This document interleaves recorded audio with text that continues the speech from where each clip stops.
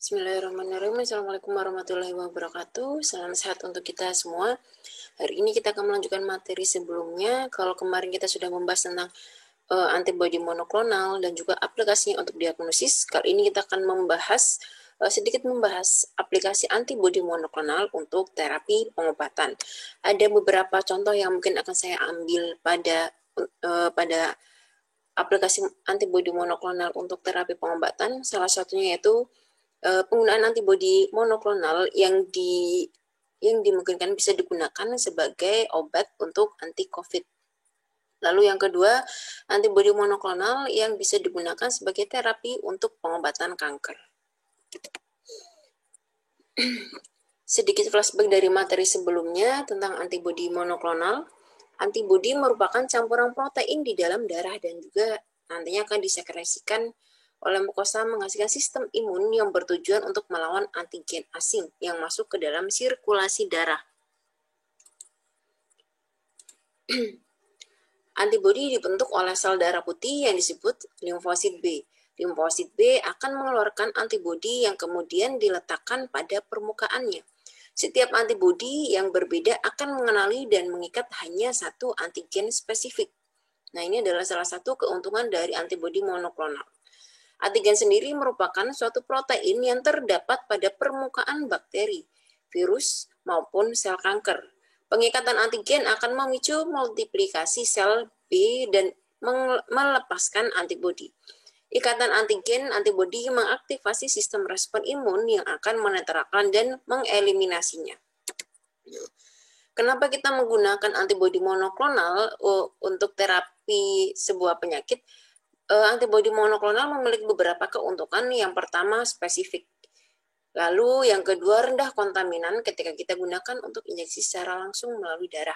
Dan juga murni. Tetapi keuntungan ini tentu saja memiliki beberapa kelemahan atau kekurangan. Di mana ketika antibodi monoklonal tersebut dibuat dan ternyata kurang sempurna, kurang baik, atau kurang spesifik, justru dia akan menempel pada sel normal atau sel lain di luar sel target kita. Nah, jadi di situ ada salah satu kekurangan dari antibodi monoklonal jika memang kita gunakan antibodi yang tidak spesifik atau dalam proses pembuatannya ternyata menghasilkan antibodi yang kurang spesifik. Nah, antibodi monoklonal sendiri bisa kita buat dengan dua cara. Yang pertama, kita ambil sel B dari pasien yang sudah dinyatakan sembuh dari sebuah penyakit karena dia pasti sudah memiliki antibodinya, atau kita buat dari sel tikus, dari tikus yang kemarin juga sudah kita bahas bagaimana proses pembuatannya. Tikus yang diimunisasi atau dimasukkan dengan bakteri, virus, ataupun diinjeksi dengan sel kanker, maka dia akan membentuk sebuah antibodi. Antibodi tersebut yang nantinya bisa kita gunakan sebagai terapi menggunakan antibodi monoklonal. Nah, untuk contoh yang pertama, yaitu antibodi monoklonal sebagai terapi untuk COVID-19. Cara kerjanya atau prinsip kerjanya, kita mulai dari bagaimana sih sebetulnya COVID ini bisa masuk ke dalam tubuh kita. Ternyata COVID ini memiliki reseptor yang sama dengan SARS-CoV yang sebelumnya, yaitu reseptornya adalah ACE2, angiotensin 2. Ternyata reseptornya sama, sehingga untuk menentukan antibodi mana yang cocok, kita bisa mulai dari data yang sudah kita dapat pada SARS-CoV ini. Nah, nanti akan kita lihat juga ternyata penelitian terdahulu karena memang virus ini sudah cukup lama kita kenali sehingga kita juga sudah memiliki data yang cukup banyak. Nah, dari data tersebut bisa kita gunakan sebagai salah satu rujukan untuk pembentukan antibodi monoklonal. Prinsipnya yaitu pada antibodi monoklonal ini nantinya akan digunakan penghambatan fusi peptida antibodi monoklonal penawar anti SARS-CoV-2 melalui anti-ACE ini. Nah, ini adalah gambaran cara kerjanya pada SARS-CoV-2. Nah, nantinya kita akan menggunakan antibodi yang bisa berikatan dengan reseptor ACE2 ataupun antibodi yang nantinya bisa berikatan dengan protein spike yang terdapat pada sel virus ini. Jadi kita bisa menggunakan beberapa alternatif. Ini adalah salah satu contoh alternatif yang mungkin bisa dicoba karena di sini merujuk pada SARS-CoV yang diasumsikan memiliki beberapa kesamaan dalam penggunaan antibodinya. Kenapa? Karena struktur dan fungsi protein spike pada SARS-CoV-2 maupun SARS-CoV yang cukup tinggi, kurang lebih 77%. Hal inilah yang menjadi salah satu alasan pembelian molekul yang pernah digunakan pada SARS-CoV ini untuk digunakan kembali pada SARS-CoV-2. Tetapi tentu saja diperlukan beberapa uji. Karena meskipun di sini kemiripannya cukup tinggi, belum tentu semua antibodi monoklonal ini memiliki efek yang sama antara SARS-CoV dengan COVID-19. Jadi perlu dilakukan uji lanjut. Karena masih ada 33% perbedaannya, baik dari ukuran molekulnya ataupun bagian-bagian lainnya. Struktur protein spike yang terlibat dalam proses masuknya virus dan komponen antigen yang dapat memicu respon imun menjadikan protein spike sebagai target terapi antibodi monoklonal terhadap SARS-CoV-2. Secara spesifik, domain pengikat reseptor ataupun reseptor binding domain atau RBD pada subunit 1 dalam glycoprotein spike SARS-CoV-2 yang berinteraksi dengan reseptor sel penjamu dapat menjadi target terapi antibodi monoklonal untuk menghambat proses masuknya virus ke dalam sel. Jadi di sini diharapkan antibodinya nanti bisa berikatan dengan protein spike yang terdapat pada virus spike protein. Karena sudah berikatan dengan antibodi sehingga dia nantinya akan terhambat untuk berikatan dengan reseptor ACE2 ini. Karena tidak berikatan dengan reseptor ACE2, maka proses fungsi molekul-molekul virus ini juga akan terhambat atau tidak akan terjadi, sehingga tidak terjadi pula perbanyakan dari molekul-molekul virus tersebut. Nah, salah satu obat yang dapat digunakan sebagai alternatif untuk anti-COVID, di sini ada tocilizumab. Di sini ini adalah sebuah antibodi monoklonal, antibodi terhadap reseptor IL-6 atau interleukin 6. Mekanisme penghambatannya seperti yang ada pada gambar ini. Obat ini merupakan profil keamanan yang cukup baik pada populasi dewasa dan juga anak-anak. Mekanisme kerja tocilizumab adalah menghambat interleukin 6 ataupun IL-6 terlarut plasma dan juga situs ikatan pada reseptor IL-6. Sehingga pembentukan kompleks aktivitas dengan protein transmembran dapat dicegah.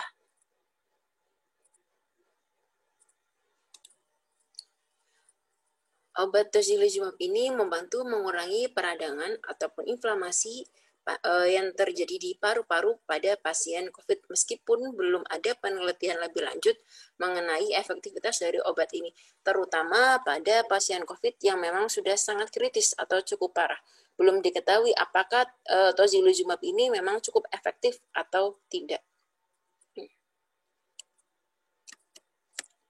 Lalu yang selanjutnya di sini ada juga antibodi monoklonal dan aplikasinya pada terapi target atau targeted terapi pada penyakit kanker. Antibodi nantinya bisa mengikat sel kanker dan berpasangan dengan zat sitotoksik sehingga membentuk suatu kompleks yang dapat mencari dan menghancurkan sel kanker. Jadi dari antibodi ini nantinya bisa disisipi oleh zat sitotoksik. Antibodi monoklonal menggunakan mekanisme kombinasi untuk meningkatkan efek sitotoksik dari sel tumor. Salah satunya ada ADCC, Antibody Dependent Cellular Cytotoxicity, ada juga CDC, Complement Dependent Cytotoxicity. Lalu cara selanjutnya, antibodi ini dapat mengubah sinyal transduksi sel tumor atau menghilangkan sel permukaan antigen. Cara yang keempat yaitu antibodi dapat digunakan sebagai target muatan, misalnya radioisotop, obat, ataupun toksin untuk membunuh sel tumor atau mengaktifasi produk di tumor antibody directed enzyme product therapy atau ADPT. Yang pertama yaitu ADCC. Di sini ada gambaran cara kerja dari ADCC atau Antibody Dependent Cellular Cytotoxicity. ADCC terjadi jika antibodi mengikat antigen sel tumor. jika antibodi mengikat antigen sel tumor. Jadi di sini awalnya yaitu antibodi monoklonal berikatan dengan antigen permukaan pada sel tumor. Antibodi monoklonal ini berikatan dengan permukaan antigen yang terdapat pada sel tumor. Setelah terjadi interaksi ini, maka antibodi ini akan merangsang pengikatan dengan sel fagosit molekuler maupun natural killer atau NK. Nah, ketika di sini berikatan dengan natural killer, maka di sini juga nantinya akan merangsang untuk penghancuran dari sel kanker tersebut. Pengikatan ini memicu pelepasan perforin dan juga granzymes untuk menghancurkan sel tumor sampai nantinya dia akan menjadi rusak karena adanya NK sel ini. Natural killer ini yang nantinya akan membuat sel tumor menjadi rusak. Setelah sel tumor menjadi rusak ataupun hancur ataupun pecah, antigen sel-sel yang rusak ini nantinya akan ditangkap oleh APC atau antigen presenting cell. Lalu akan dipresentasikan pada sel B sehingga memicu pengelepasan antibodi, kemudian antibodi ini akan berikatan dengan target antigen. Sehingga akan memicu terjadinya antibodi, sehingga nantinya akan berikatan dengan target antigen. Sel sitotoksik T limfosit atau CTLS dapat mengenali dan membunuh sel target antigen. Jadi prinsipnya di sini tadi ketika kita menggunakan antibodi monoklonal, lalu dia akan berikatan dengan NK sel atau natural killer-nya. Setelah berikatan dengan natural killer, sel tumor ini nanti akan pecah, lalu ditangkap dan digunakan untuk pembentukan antibodi yang baru. Yang selanjutnya ada CDC atau Complement Dependent Cytotoxicity. Pengikatan antibodi monoklonal dengan antigen permukaan sel akan mengawali cascade complement. CDC adalah Complement Dependent Cytotoxicity.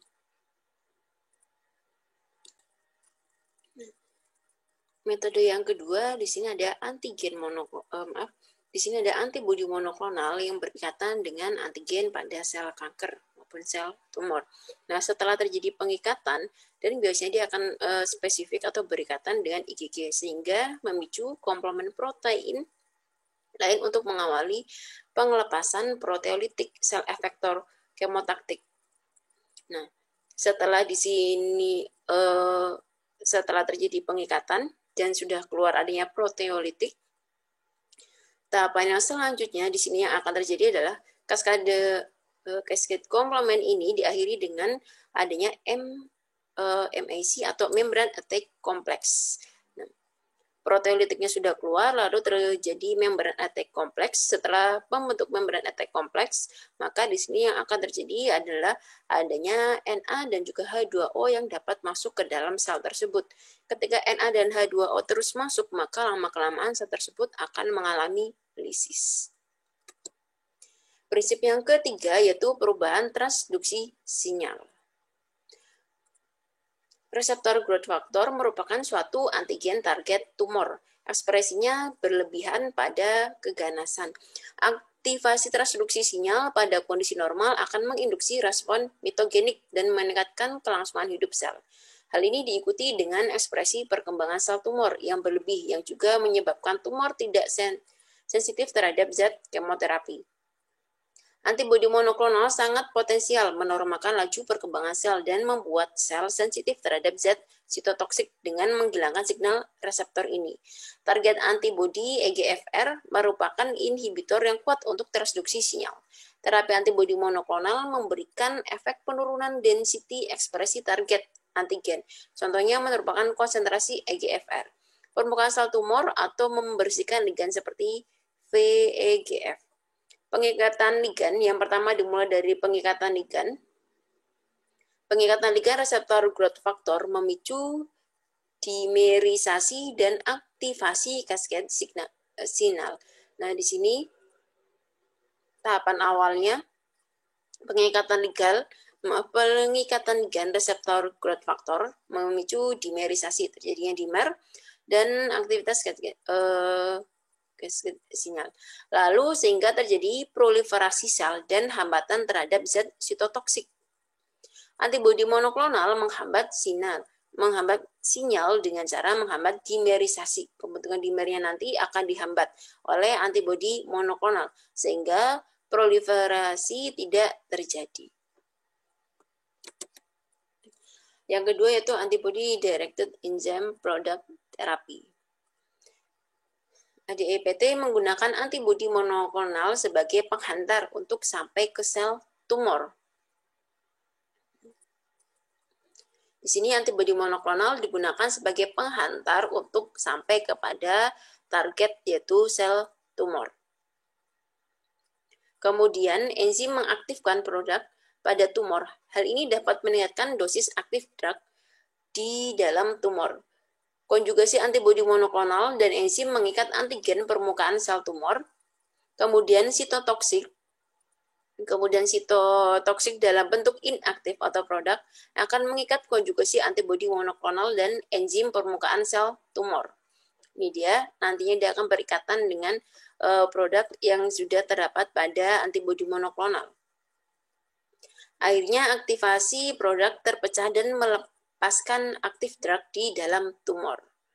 Nah, aktif drug di dalam tumor akhirnya pecah sehingga obat bisa aktif di dalam sel tumor tersebut. Beberapa antibodi monoklonal digunakan untuk menghambat reseptor growth factor yang sangat penting untuk mengatur proses seluler tumor seperti proliferasi, diferensiasi, pertahanan, angiogenesis, dan juga migrasi pada reseptor growth factor. Di sini ada beberapa reseptor growth factor yang sering kita temukan pada sel tumor. Salah satunya ada satu atau epidermal growth factor EGFR atau REP-P1. Lalu ada 2, 3, dan juga 4. Ini yang sering kita gunakan. Reseptor-reseptor ini yang nantinya sering kita gunakan sebagai target untuk antibodi monoklonal. Karena ketika reseptor ini sudah terhambat, maka proses proliferasi, diferensiasi, pertahanan, maupun proses yang lainnya dari sel tumor tersebut akan terhambat. Nah, salah satu contoh obat yang digunakan untuk penghambatan pada sel tumor di sini ada trastuzumab. Trastuzumab atau Herceptin merupakan suatu antibodi monoklonal humanized yang menghambat sel pertumbuhan dengan cara mengikat bagian ekstraseluler reseptor H2, protein tirosin kinase. Trastuzumab juga menginduksi ADCC melalui sel lateral killer dan monosit untuk melawan sel ganas. Nah, ini dia. Trastuzumab dia akan berikatan dengan reseptor HER2. Nah, sehingga dia akan menghambat proses proliferasi yang terjadi pada sel tumor tersebut. Proses dimerisasinya tidak terjadi, sehingga proliferasi pada sel tumor juga akan terganggu atau terhambat. Nah, lalu ada cetuximab atau Erbitux merupakan antibodi monoklonal simerik yang bekerja mengikat EGFR pada bagian ekstraseluler. Nah, jadi di sini antibodi monoklonal nantinya akan berdekatan dengan EGFR, merupakan sebuah reseptor yang digunakan untuk merangsang terjadinya proliferasi. Nah, EGFR ini karena dia sudah berikatan dengan antibodi monoklonal, bukan berikatan dengan ligannya EGF, sehingga proses proliferasi, invaksi, angiogenesis, apoptosis, dan juga metastasis akan terhambat atau tidak akan terjadi. Ini perbandingan prosesnya. Jika normal, maka tahapan-tahapan semuanya ini akan terjadi. Tetapi yang berikatan bukan EGF atau bukan ligan, melainkan antibodi monoklonalnya, sehingga tahapan ini tidak akan terjadi. Lalu juga ada bevacizumab. Bevacizumab atau Avastin merupakan antibodi monoklonal humanis yang bekerja pada target VEGF. Nah, ini dia. Menstimulasi formasi pembuluh darah baru. Nah, normalnya yang akan terjadi adalah seperti ini. VEGF dia akan berikatan dengan reseptornya, tetapi karena VEGF-nya ini sudah berikatan dengan antibodi monoklonal, maka dia tidak akan berikatan dengan reseptor. Ini beberapa tahapan yang nantinya akan terhambat. Angiogenesis, proliferasis, dan juga limfangiogenesis yang nantinya bisa dihambat oleh bevacizumab. Jadi di sini beberapa reseptor bisa kita gunakan sebagai target untuk antibodi monoklonal. Perbedaan penggunaan antibodi monoklonal di situ ditujukan atau dimasukkan untuk target yang berbeda-beda pula. Nah, itu dia sedikit yang bisa saya sampaikan mengenai aplikasi dari antibodi monoklonal. Bisa kita gunakan sebagai terapi pengobatan untuk COVID meskipun sampai sekarang belum diketahui, bahkan contoh obat yang saya sampaikan tadi juga belum terbukti secara klinis efektif. Di sini juga selain digunakan untuk pengobatan COVID, bisa juga digunakan untuk terapi pengobatan pada sel kanker dengan target reseptor growth factor, beberapa macam reseptor growth factor tersebut. Mungkin itu sedikit yang bisa saya sampaikan, kurang lebihnya saya mohon maaf. Wassalamualaikum warahmatullahi wabarakatuh.